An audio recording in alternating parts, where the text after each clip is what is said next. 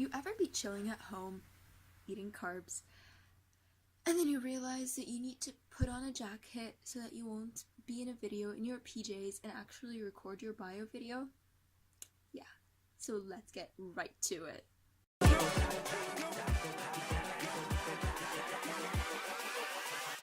Hold up.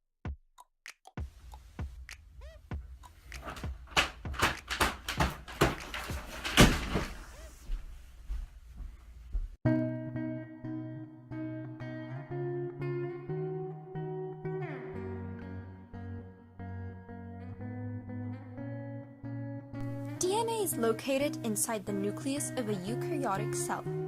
We're going to start with the structure of DNA. DNA is a double helix, which means there are two DNA strands twisted around each other. DNA is a nucleic acid consisting of long chains of chemical units called nucleotides. A DNA nucleotide contains a phosphate group, a nitrogenous base, and a sugar, which is deoxyribose. There are two types of nitrogenous bases: pyrimidenes, which are smaller single-ring structures, they are thymine and cytosine, and purines, which are bigger double-ring structures, they are adenine and guanine. In a DNA double helix, a purine must be paired with a pyrimidine in order to have uniform thickness due to their different sizes. DNA has a sugar-phosphate backbone with covalent bonds joining each nucleotide with the other.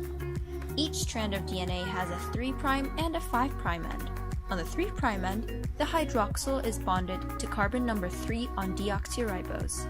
And on the 5' end, the phosphate is bonded to carbon number 5 on it. DNA strands are antiparallel, so if one starts with a 3' end, the other ends with it. DNA is replicated according to the semi-conservative model of replication.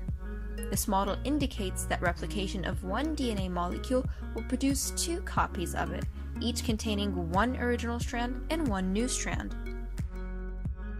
DNA replication starts in sites called origins of replication, which are short stretches of DNA having a specific sequence of nucleotides. Eukaryotic DNA has many origins of replication. First, DNA helicase acts on the DNA molecule during replication. It uncoils and separates strands of DNA, acting like a zipper and attaching to both sides at the same time. Replication bubbles appear on the DNA molecule as this occurs. All bubbles eventually fuse as replication proceeds.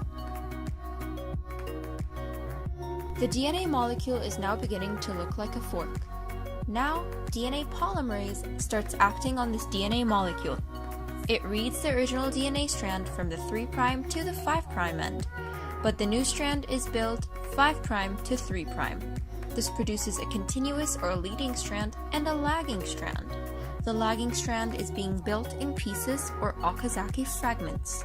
However, there will be gaps between each fragment and the other, causing DNA polymerase to fall off as it bumps into one of them, and necessitating another enzyme to complete this strand.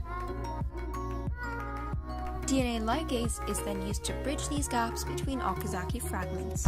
It adds the appropriate nucleotides, but it's slower than DNA polymerase, which is why it's not used instead of DNA polymerase. DNA ligase does not look at orientation, but merely adds appropriate nucleotides.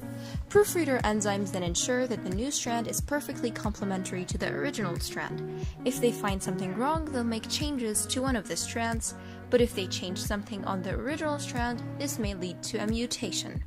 Now the products of DNA replication are twisted back to a double helix structure, and replication is complete.